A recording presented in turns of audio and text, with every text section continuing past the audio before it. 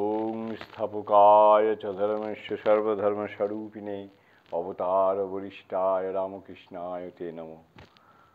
আজ শ্রী শ্রী রামকৃষ্ণ কথামৃত পাঠের নূতন একটি অধ্যায়। শ্রীরামকৃষ্ণ দক্ষিণেশ্বরে ও ভক্তগৃহে, প্রথম পরিচ্ছেদ। শ্রীরামকৃষ্ণ বলরামের মন্দিরে রাখাল মাস্টার প্রভৃতির সঙ্গে। ঠাকুর শ্রীরামকৃষ্ণ আজ কলিকাতায় বলরাম বাটিতে শোভাগমন করিয়াছেন।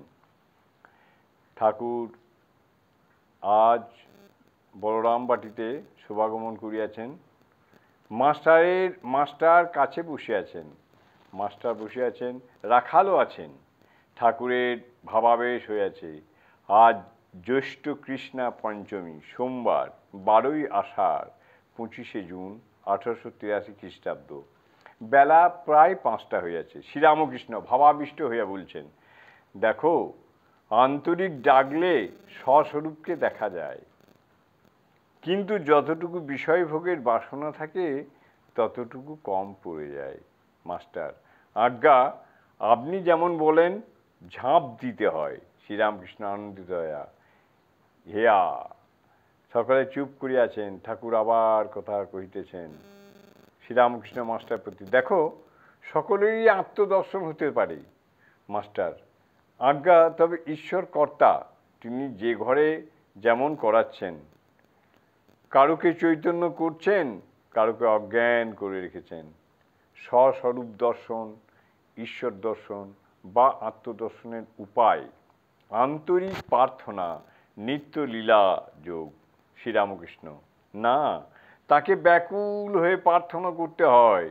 আন্তরিক হলে তিনি প্রার্থনা শুনবেনই শুনবেন। একজন ভক্ত, আজ্ঞা হ্যাঁ, আমি যে রয়েছে তাই প্রার্থনা করতে হবে। শ্রীরামকৃষ্ণ মাস্টারের প্রতি, লীলা ধরে ধরে নিত্যে যেতে হয়, যেমন সিঁড়ি ধরে ধরে ছাদে ওঠা। নিত্য দর্শনের পর নিত্য থেকে লীলায় এসে থাকতে হয়, ভক্তি ভক্ত নিয়ে। এইটি পাকা মত। তাঁর নানা রূপ, নানা লীলা, ঈশ্বর লীলা, দেবলীলা, নরলীলা, জগৎ লীলা। তিনি মানুষ হয়ে অবতার হয়ে যুগে যুগে আসেন প্রেম ও ভক্তি শেখাবার জন্য। দেখো না, চৈতন্যদেব অবতারের ভিতরেই তার প্রেম ভক্তি আস্বাদন করা যায়, তার অনন্ত লীলা। কিন্তু আমার দরকার প্রেম ভক্তি। আমার ক্ষীরটুকু দরকার। গাভীর বঁটি দিয়েই ক্ষীর আসে। গাভীর যে বাঁট, সেই বাঁটটা দিয়েই ক্ষীর আসে। অবতার হচ্ছে গাভীর বাঁট। ঠাকুর কি বলিতেছেন যে এই অবতীর্ণ হইয়াছি, আমাকে দর্শন করিলে ঈশ্বর দর্শন করা হয়। চৈতন্যদেবের কথা বলিয়া ঠাকুর কি নিজের কথা ইঙ্গিত করিতেছেন? প্রথম পরিচ্ছেদের সমাপ্তি।